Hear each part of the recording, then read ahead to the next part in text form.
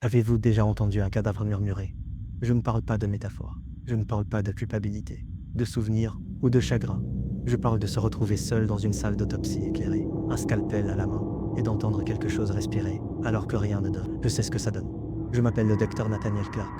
Je suis médecin légiste depuis 17 ans, et je travaille au bureau du médecin légiste du comté de Cook, à Chicago. J'ai pratiqué plus d'autopsies que je ne peux en compter, des milliers de cas, des accidents de voiture, aux overdoses, en passant par des homicides brutaux. J'ai affronté le pire de l'humanité, les mains gantées et le cœur d'acier. Il y a une discipline à la mort quand on fait ce que je fais, un rituel. On s'habille, on note chaque détail, et on parle au nom des morts par des incisions et des observations. On raconte leur histoire, puis on les laisse reposer. Mais en octobre dernier, j'ai examiné un corps qui refusait de reposer.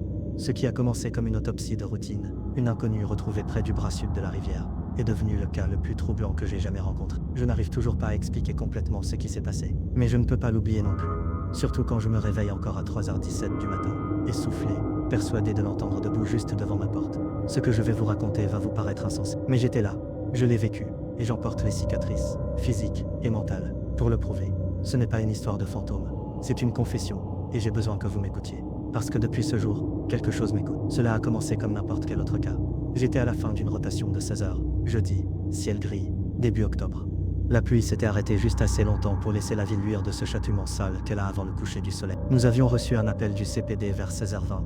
Le corps d'une femme avait été retrouvé dans un tunnel de maintenance, juste à côté de la branche sud. Une partie de l'ancienne infrastructure des années 1920, désaffectée mais toujours accessible, si l'on savait où chercher. Pas de pièce d'identité, pas de portefeuille, pas de téléphone, aucune correspondance, pour personne disparue. Une inconnue. Quand le corps nous est parvenu, il était déjà plus de 20. Je me souviens avoir trouvé le brancard plus lourd que d'habitude. Il a fallu 2 techniciens pour la décharger dans la chambre froide neuve. Ça m'est resté en tête. Elle ne devait pas peser plus de 60 kilos. Mais l'air autour d'elle était dense, comme si le plateau métallique résistait au mouvement. Comme si quelque chose ne la voulait pas ici. Mais j'ai haussé les épaules. La fatigue joue des tours. Nous l'avons enregistré sous le dossier préliminaire numéro 10, 40. Cela suggérait une asphyxie, mais il faudrait confirmer. J'ai manipulé des cadavres dans tous les états de décomposition imaginables, mais celle-ci, elle avait tort. Elle ne se décomposait pas, même pas un peu, pas de lividité, pas de rigidité cadavérique. Sa température corporelle était toujours élevée. J'ai vérifié la température interne à 2 reprises, 31,2 degrés. C'est impossible, pas après au moins 12 heures de mort. J'en ai parlé à Marquet, notre assistant de nuit. Il a juste haussé un sourcil, et a dit « Peut-être qu'elle est morte de quelque chose de chaud ». J'ai ri, lui non, à minuit, j'étais seul dans le labo. Les lumières du plafond grésillaient comme toujours, lorsque l'humidité est élevée. J'ai revu l'examen externe. Rien, pas de traces d'aiguille, pas d'abrasion. Ses ongles étaient propres, sa peau impeccable, sauf la petite marque derrière son oreille gauche. Ni une cicatrice, ni un tatouage, un cercle parfait, de la taille d'une pièce de 10 cents environ, gravé dans la chair comme s'il avait été fraîchement pressé. Mais les tissus environnants ne présentaient aucune inflammation, aucune cicatrisation. C'était comme si la peau avait accepté la marque instantanément, aucune résistance. Je l'ai documenté, photographié et rédigé le rapport préliminaire. Mais quand je me suis retourné, le corps avait bougé. D'1 centimètre seulement, juste assez pour que sa main droite repose maintenant sur le bord de la table. Je ne l'avais pas imaginé. J'avais placé les 2 bras sur sa poitrine. Je le fais toujours de la même manière, méthodiquement et sans cesse. Je me suis figé. Le froid de la pièce m'a alors frappé comme un mur. Pas le froid habituel et stérile de la morgue. C'était différent, vif, comme si l'air expirait dans mon oreille. J'ai vérifié le thermostat, 20 degrés, comme toujours. Mais mon souffle s'est embrumé. Et quelque part derrière moi, je l'ai entendu. Tape, tape, tape. Faible, délibéré, venu du placard à fourniture. Et le pire, cette porte ne ferme pas complètement. Mais maintenant elle était hermétiquement fermée. Je restais là, immobile, sans respirer, fixant la porte du placard comme si elle allait s'ouvrir toute seule. Tape, tape, tape. Elle s'arrête. Je m'approchais lentement, mais pas résonnant dans cette salle d'autopsie car elle est comme un battement de cœur. Je ne voulais pas ouvrir cette porte. Tout en moi me disait « Ne le fais pas ». Mais je suis un homme de science, rationalité, procédure. J'attrapais quand même la poignée de ma main gantée. Caoutchouc froid sur métal froid. La porte s'ouvrit en grinçant. Vide, bien sûr. Juste le lavabo, des étagères avec des bocaux à spécimens, quelques produits de nettoyage et une légère odeur d'eau, de javel. Rien ne détonnait, mais l'air à l'intérieur du placard était glacial. Et il pressait contre mon visage comme une présence. Quelque chose d'invisible. Quelque chose qui observait. Je me suis retourné vers la table d'autopsie. Et le corps souriait maintenant. Juste légèrement. Juste assez pour courber les coins de sa bouche. J'ai laissé tomber le scalp. Soyons clairs, j'ai déjà eu affaire à des spasmes musculaires post-mortem. Les corps se contractent. Parfois même, ils expulsent de l'air. Mais un sourire? Cette expression lente et rampante, ça n'arrive pas. Pas comme ça. Ma voix s'est brisée lorsque j'ai rappelé Marquet. Je lui ai dit que je croyais avoir des visions, que j'avais besoin d'une deuxième paire d'yeux. Il est arrivé 10 minutes plus tard, sirotant un café comme si tout cela n'était qu'une soirée comme les autres. Regarde, ai-je dit. Son visage, il est différent. Il cligna des yeux, se pencha et dit nonchalamment. Elle ne sourit pas. Je regardais à nouveau, et elle ne souriait pas. Juste un visage neutre et impassible. Les yeux clos, la bouche détendue. Mais la marque était toujours là, et la température était toujours anormale. Je ne dormis pas cette nuit-là. À la place, je sortis les photos d'admission de Jane Doe des archives numériques. Et c'est là que je remarquai quelque chose que j'aurais dû voir plus tôt. Son œil gauche, sur la toute première photo prise à son arrivée, était légèrement ouvert. Mais sur toutes les photos prises ensuite, il était fermé. Personne ne toucha ses paupières. Ça n'arrive pas, sauf si quelqu'un, ou quelque chose, les ferme. La partie rationnelle de moi me disait que c'était la technologie. Marqué, peut-être, ou un courant d'air, ou la gravité, un bug. Mais quelque chose au fond de moi, quelque chose de primitif, commençait déjà à murmurer. Ce corps n'est pas encore terminé, et la nuit non plus. Je ne pouvais pas la laisser passer. Dès que j'ai quitté le laboratoire, je me suis dirigé directement vers les archives froides. C'est cette aile sombre et sous-utilisée, 2 étages en dessous de l'entrée principale, bordée de classeurs et de cartons étiquetés au feutre des laves. Le genre d'endroit où l'on entend ses propres pas une seconde trop tard, où même les néons semblent réticents à rester allumés. Une seule pensée me trottait dans la tête, cette marque, le cercle derrière son oreille. Ce n'était pas qu'une blessure, cela signifiait quelque chose. Et j'avais déjà vu quelque chose de semblable, des années auparavant. J'ai commencé à fouiller dans de vieux dossiers. Je ne savais pas ce que je cherchais, seulement que je le reconnaîtrais en le voyant. Vers 3 heures du matin, je l'ai trouvé. Dossier trouvé près du lagon de Jackson Park. Morte, apparemment par noyade, sans papier d'identité, sans proche. Personne ne l'a jamais réclamé. J'ai feuilleté les polaroïds noirs et blancs agrafés au dossier, et elle était là. Une petite marque circulaire derrière l'oreille gauche. Même taille, même position, même précision gravée. Les notes de l'ancien pathologiste, le Doc O'Connolly, étaient vagues, peu concluantes sur la cause du décès. Mais quelque chose dans ces dernières remarques m'a serré la gorge. Constatation inhabituelle. Corps sans fioriture. Température interne élevée. Les archives photographiques montrent des modifications musculaires spontanées. Accès restreint recommandé. Puis à l'encre rouge.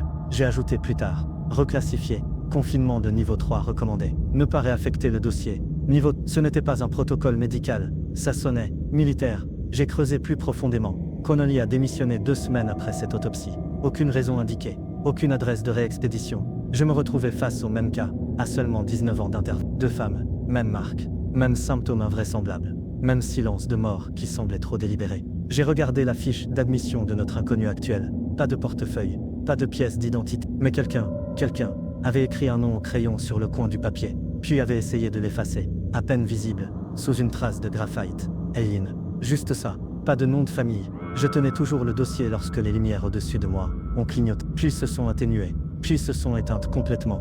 Je suis resté figé, dans ce couloir noir, entouré de tiroirs d'objets oubliés, les ampoules fluorescentes au-dessus de ma tête claquant faiblement comme si elles essayaient de décider s'il était prudent de les rallumer. Et c'est là que je l'ai entendu à nouveau. Tape. Cette fois, plus près. Tape, tape, tape. De l'allée d'à côté. J'ai retenu mon souffle, j'ai reculé doucement, et puis une voix, chuchote, faible, féminin, juste derrière moi. Tu l'as vu. Je me retournais, personne, juste des rangées de dossiers silencieux. Mais le murmure ne venait pas de mon esprit. Il venait de quelques centimètres derrière mon oreille. Je n'avais pas signalé l'incident. Que dirais-je? Qu'une voix surgissait de nulle part dans les archives. Qu'un corps me souriait pendant une autopsie. Qu'une marque derrière l'oreille reliait 2 femmes à près de 20 ans d'intervalle. J'avais besoin de réponses. Des réponses discrètes. Je suis donc retourné voir Jane Doe. Retourné au lab. Il était presque 5 heures du matin. Cette heure calme et morte. Ou même la ville, dehors, semble retenir son souffle. Je me suis glissé dans la suite, m'attendant à la retrouver là où je l'avais laissée, couverte, étiquetée, immobile. Mais le corps n'était pas sur la table. La panique m'a saisi comme un étau. Pendant une seconde, j'ai cru que quelqu'un l'avait déplacé, transféré. Peut-être Marquet l'avait-il emmené pour des prélèvements. Mais le journal de bord ne disait rien. Puis je l'ai vu, de l'autre côté de la pièce, le réfrigérateur, porte légèrement entrouverte, chambre 12A. Il a fallu forcer pour fermer cette porte. Nous l'avions conçu ainsi après une panne de ventilation, il y a 2 ans. Il n'y avait aucune raison, aucune, qu'elle soit ouverte. Et personne n'y était entré depuis la prise d'air. Mon cœur battait la chamade en approchant. J'ai attrapé la poignée et je me suis figé en voyant la condensation. Pas à l'extérieur du réfrigérateur, où l'humidité aurait pu être expliquée, mais à l'intérieur. La vitre embuée, une unité perlant, comme si un souffle l'avait pressée de l'intérieur. J'ai ouvert la porte. Elle était là, allongée parfaitement immobile sur le plateau droit. Sauf que, maintenant ses 2 yeux étaient ouverts, écarquillés, fixant le plafond. Et je vous jure qu'elles étaient mouillées. Personne n'avait préparé ses paupières. Pas de larmes artificielles. Rien qui puisse provoquer cela. Mais ses yeux étaient vitreux, brillants, comme si des larmes venaient de couler. Et puis, mon téléphone a vibré dans ma poche. Numéro bloqué, une sonnerie. J'ai répondu, m'attendant au silence. À la place, une voix, de nouveau féminine, basse, comme si quelqu'un parlait du fond d'un placard. Vous avez ouvert le dossier. Mon sang s'est glacé. Qui est-ce? Qui est-ce? Ai-je demandé. Vous êtes dans la chambre d'où? Ce n'est pas sa place. Mais de quoi parlez-vous? Qui? Elle se souvient. Et elle cherche les autres. Clic. La ligne a été coupée. Je me suis retourné vers le corps. Mon instinct me criant que ce n'était pas une simple farce. Quelqu'un, quelque chose, jouait à un jeu que je ne comprenais pas. Et puis, pour la première fois en 17 ans, j'ai quitté une affaire. J'ai tiré le rideau. J'ai scellé la porte. Et je suis sorti du laboratoire sans noter l'heure. Parce qu'à ce moment-là, je ne me sentais plus pathologiste. Je me sentais comme une cible. Je suis resté à la maison le lendemain. J'ai parlé de fatigue. J'ai dit que j'avais besoin de repos. Mais en réalité, j'étais assise à ma table de cuisine, avec une pile de vieilles notes de cas, et une copie du dossier cessant de relier des fils, qui ne voulaient pas être liés. Le nom Eileen tournait dans ma tête comme une bobine de film cassé. J'ai cherché dans les archives publiques, les personnes disparues locales, les anciens avis de décès. Rien ne correspondait. Mais j'ai ensuite trouvé une information, non pas dans les bases de données officielles, mais dans les marges d'une vieille revue de pathologie de dossier. Connolly, le pathologiste du cas de dossier, avait rédigé un article. C'était oublié, une étude sur les schémas rares de dégradation cellulaire. Mais la section des remerciements se terminait étrangement. Dédié à EH. Puissiez-vous être entendu un jour. EH. EH. EH. J'ai fixé les initiales. Puis j'ai feuilleté l'article à nouveau. Page. Un cas inhabituel brièvement mentionné. Une femme dont les tissus ont résisté à la dégradation pendant près de 112 heures post-mortem. Pas de nom, pas de nom, pas de numéro de dossier. Mais il y était question d'autre chose. Une petite lésion circulaire derrière l'oreille. Une anomalie tissulaire jamais répertoriée dans les bases de données dermatologiques standards. Il l'avait vu aussi. Mais alors, pourquoi était-il resté silencieux? J'avais besoin de plus. Alors j'ai fait quelque chose que je n'avais pas fait depuis des années. J'ai rendu visite à quelqu'un, à qui j'avais juré de ne plus jamais parler. Dr. Lauren Mills, ancienne psychiatre légiste, ancienne associée. Nous ne nous étions pas parlé, depuis une dispute très publique, lors d'un procès, il y a 4 ans. Mais si quelqu'un pouvait comprendre ce que je voyais vraiment, c'était Lauren. Elle m'a rencontré dans un café, près de Lincoln Park. Son visage a changé à la seconde, où elle m'a vu. Pas de colère, mais d'inquiétude. Tu as une mine d'enfer, a-t-elle dit en s'asseyant. J'ai vu quelque chose, ai-je dit. Ou quelqu'un. Pendant une autopsie, elle a écouté, sans rien dire, tandis que je lui racontais tout. La température infernale, la marque, le sourire, l'appel. Quand j'ai eu fini, elle n'a pas ri. Au lieu de cela, elle a fouillé dans son sac et en a sorti une petite chemise. Manille. Frost. Elle l'a fait glisser sur la table. Tu n'es pas le premier, dit-elle. Je l'ouvris. À l'intérieur se trouvaient des photos. Toutes en noir et blanc. Toutes anciennes. Toutes montrant des cadavres portant la même marque. Circulaire. Des villes différentes. Des années différentes. Toujours des femmes. Toujours sans papier. Toujours retrouvées près de l'eau. Il y a une théorie, dit Lauren doucement. Ce ne sont pas des accidents. Que quelqu'un les collectionne. Les étudie. Peut-être même essaie-t-il de les réveiller. J'ai senti l'air du café devenir froid, comme si quelqu'un avait ouvert un congélateur derrière ma chaise. Les réveiller. Elle hoqua la tête. Certains pensent qu'ils ne sont pas destinés à rester morts. Ou du moins, pas silencieux. Et tu y crois? Je crois au schéma. Et je crois que les morts parlent parfois. Maintenant, elle se pencha en avant. Tu as dit qu'elle s'appelait peut-être Lynn. Qui sait. Lauren sortit une dernière photo. Elle était ancienne. Années 60. Peut-être. Une jeune femme au regard perçant. Debout devant une église. Inscription au dos. Et à Ellie. 1960. Mon estomac se noie. C'était elle, d'une manière ou d'une autre. Elle n'avait pas vieilli. Lauren me regarda. Et dit quelque chose. Que je n'oublierai jamais. Si elle est de retour, c'est que quelque chose était inachevé. Elle marqua une pause. Et elle n'est pas la seule à te surveiller. Le lendemain soir, en rentrant, je trouvais ma porte déverrouillée. Rien de volé. Rien de cassé. Juste, ouverte. J'ai traversé chaque pièce de mon appartement, pas à pas, appelant dans le noir comme un idiot dans un film d'horreur. Je savais que c'était stupide. Mais je savais aussi que quelqu'un était passé par là. Puis j'ai trouvé la boîte, du carton ordinaire, son ruban adhésif, posé au centre de ma table de cuisine. À l'intérieur, 3 choses. Une photo de Jane Doe, sur la table du labo, les yeux fermés. Un mot, tapé à l'encre rouge. N'autopsiez pas ce qui ne vous appartient pas. Et une étiquette d'orteil, une vieille, décolorée, manuscrite, avec le nom, Eileen Archer. La date 12 octobre, le jour même où Lauren m'a montré la photo.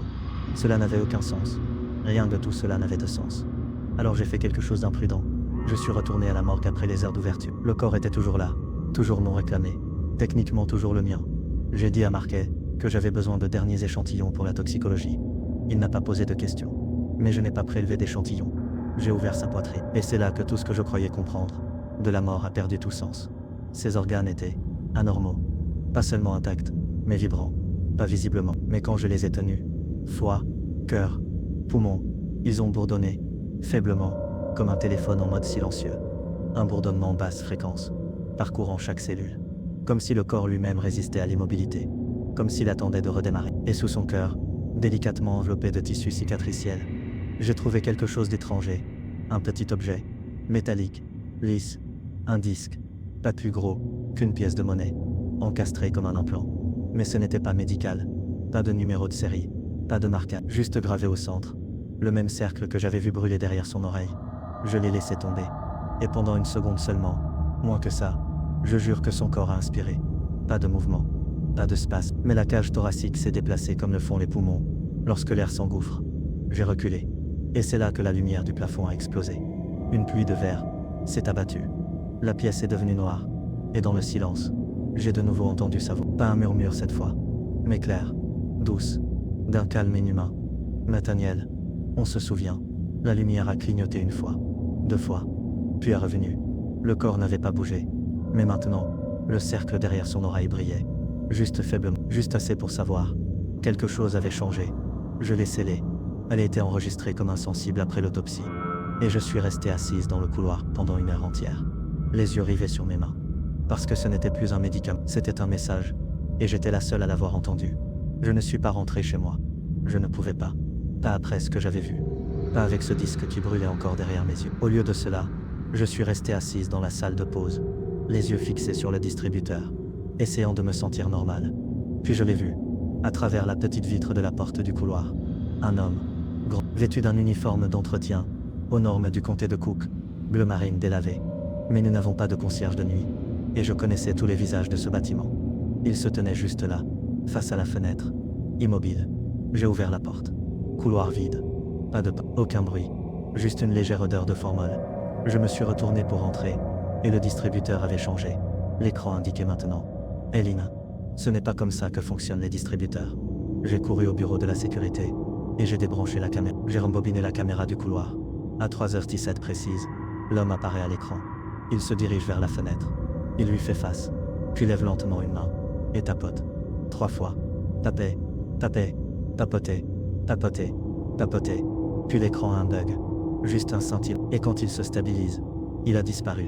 Comme s'il n'avait jamais été là. Sauf que, sur le sol où il se tenait, à peine visible, se trouve une empreinte de pas. J'ai figé l'image. La semelle était lisse, du cuir usé, comme une vieille chaussure de vie. Mais à l'intérieur de l'empreinte, il y avait quelque chose que je ne pouvais expliquer. La lueur, ce même léger motif circulaire, gravé dans le linoléum. Plus tard dans la matinée, j'ai confronté Marquet.